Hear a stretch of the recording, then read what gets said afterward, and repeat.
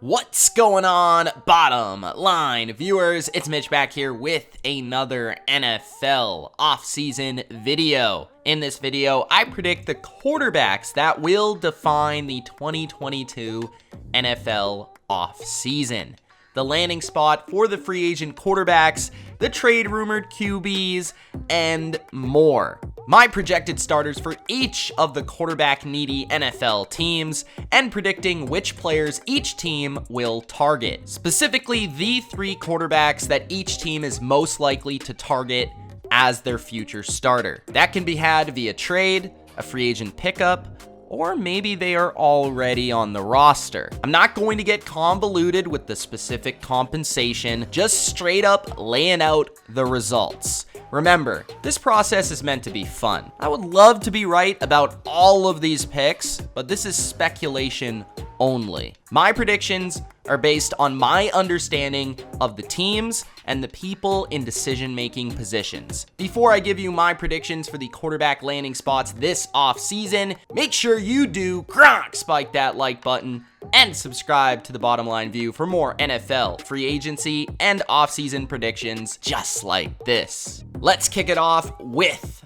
the Philadelphia Eagles. With the wealth of picks that the Eagles do have at their disposal, they can really do whatever they please. It might be a bit difficult for them to attain Russell Wilson's services, meaning that Jalen Hurts will be given probably another season to continue to show his growth, which I'm totally cool with. Use the draft picks to surround Jalen Hurts with a young, talented team, hopefully a young, talented offense, and then we can see if he is the guy. You can always change your mind next year, draft your guy next year, or swing for a trade next season. Aaron Rodgers is really the play for the Indianapolis Colts. So I think that they're gonna land Jimmy Garoppolo. Jimmy G is much more affordable, and he's also a lot different from Carson Wentz, which I think the Colts desperately want to get away from Carson Wentz. Yes, Wentz and Jimmy both constantly do get hurt, so they're similar in that regard, but other than that, Jimmy has a much quicker mind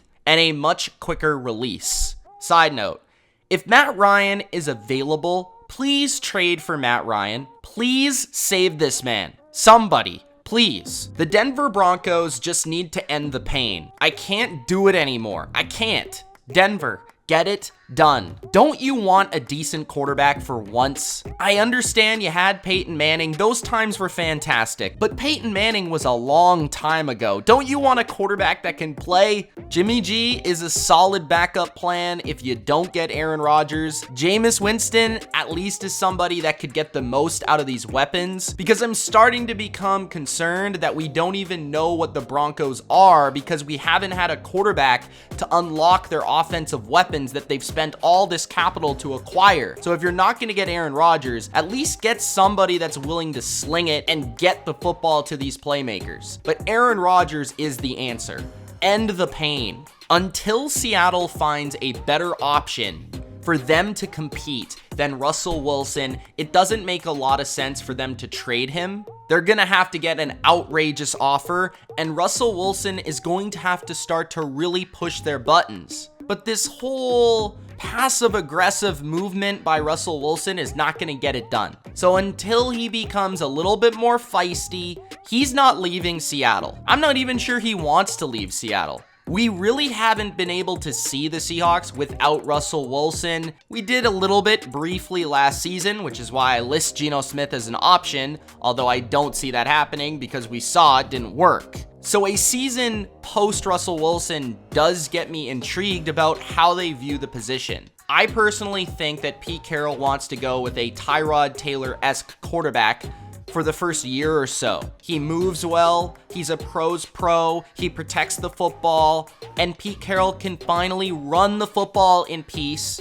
He can play defense first in peace without his fan base complaining about wanting his quarterback to cook constantly. I really can't read the Tampa Bay Buccaneers. I feel like a lot of it is coming down to Bruce Arians' personality. I don't know what he wants, and I don't know if he realizes that life after Tom Brady is not going to be pretty. Carson Wentz does make sense to me. He is a classic Arians quarterback. He is tough and gutsy almost to a fault. He is wild and aggressive with the talent to make plays down the field, and he can scramble just a tad. I've heard rumors of Jimmy Garoppolo, which I think would quite possibly be the worst fit in the NFL when you talk about a quarterback and an offense being utterly so opposite. If somehow they can land Russell Wilson, that would be the ideal fit. I just don't see it. So for the Bucs, at least there's always Blaine Gabbert. Bring back JAMEIS Winston to New Orleans and eat the W's. Given the Saints' messy cap situation,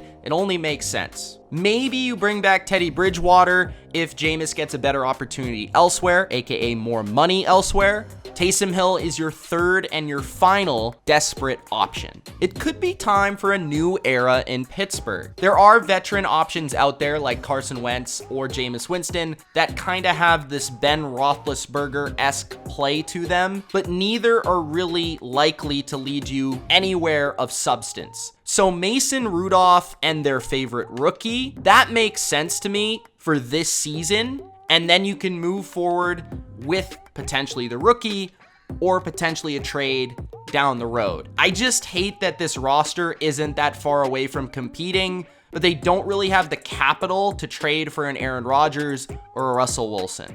Aaron Rodgers' Instagram post signals to me a change in Green Bay.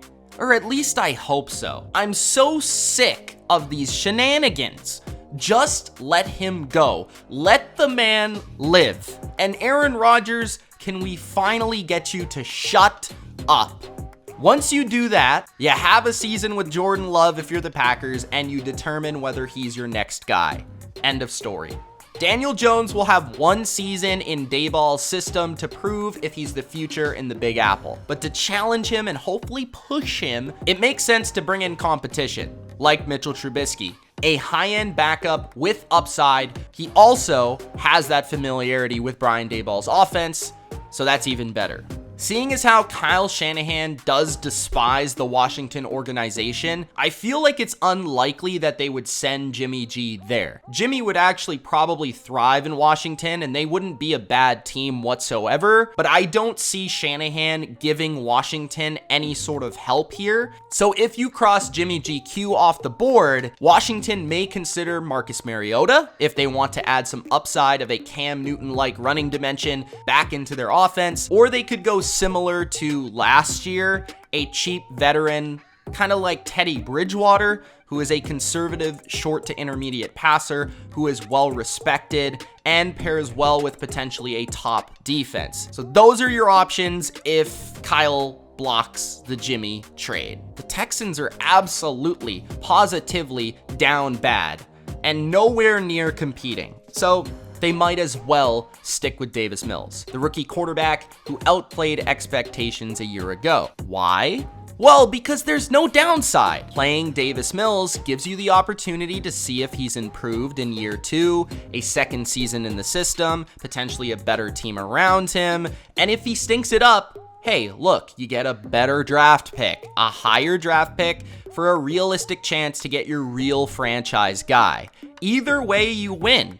If they decide Mills isn't the guy, Caserio could also try to maybe trade for Jimmy Garoppolo because he is a quarterback that Caserio's already picked back in 2014 with the Patriots. The Kyler Murray drama, I feel, is just a sign of the times of the entitled star quarterback in the NFL today. I don't buy that Kyler is going to leave or even wants to leave Arizona. I feel this is kind of more about sending a message to the Cardinals than anything else. Remember though, Colt McCoy wasn't that bad starting in his place last season, so they could always fall back on him.